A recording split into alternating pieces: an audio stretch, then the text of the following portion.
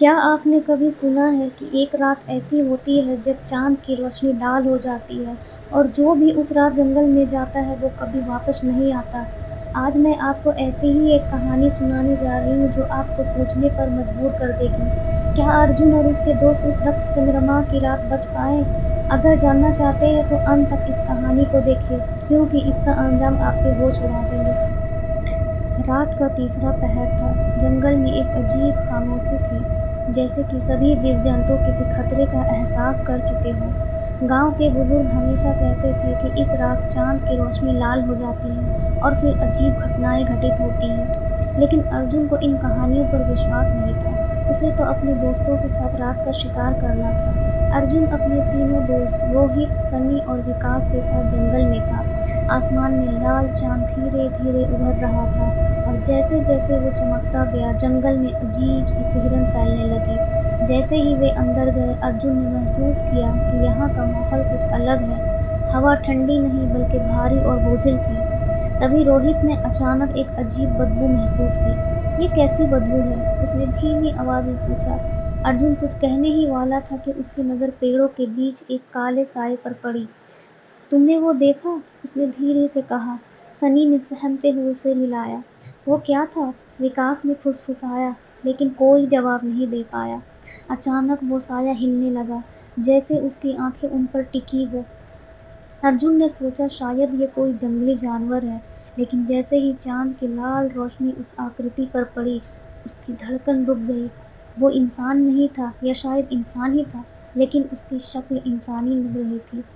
उसका चेहरा विकृत और आंखें पूरी तरह सफेद थीं, बिना किसी भावना के। रोहित ने डर से अर्जुन का हाथ पकड़ लिया। हमें यहाँ से चलना चाहिए, ये जगह ठीक नहीं लग रही। लेकिन अर्जुन खुद भी डर से कांप रहा था। उन्होंने भागने का फैसला किया, लेकिन जैसे ही अर्जुन ने पहला कदम बढ़ाया, जमीन उसके पैरों तले से खिसक गई। वो जोर से चिल्लाया, लेकिन कोई सुन नहीं पाया। उसके नीचे एक गहरा गड्ढा था, जो पहले वहाँ नहीं था। गड्ढे में गिरने के बाद अर्जुन ने बाहर निकलने की कोशिश की, लेकिन मिट्टी गीली और चिकनी थी।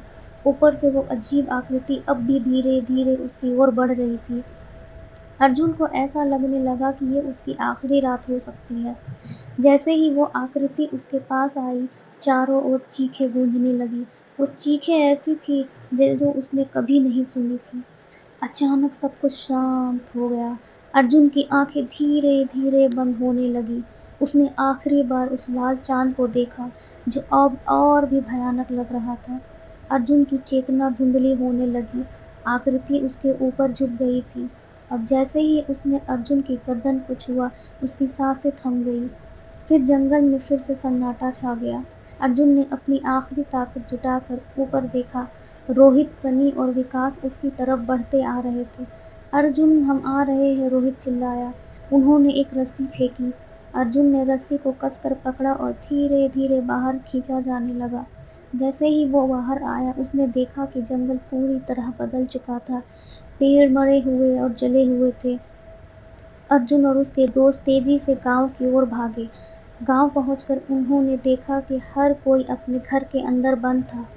क्या हो रहा है? अर्जुन ने एक बूढ़े आदमी से पूछा।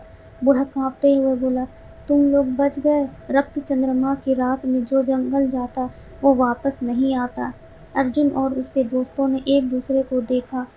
उस रात का डर उनके दिलों में हमेशा के लिए बस चुका था और उन्हें एहसास हुआ कि रक्त चंद्रमा की अगली रात कभी भी फिर से दस्तक दे सकती है। इस कहानी से हमें यह सीख मिलती है कि डर अक्सर हमारे मन का होता है। कभी-कभी जो हम देखते हैं वो केवल हमारी कल्पना होती है, लेकिन जब रात का अंधेरा छा जाता है तो हमारी कल्पनाएं हकीकत बन सकती है। अगर ये स्टोरी अच्छी लगी हो तो मेरे चैनल को सब्सक्राइब करें। मिलते हैं अगली वीडियो के साथ।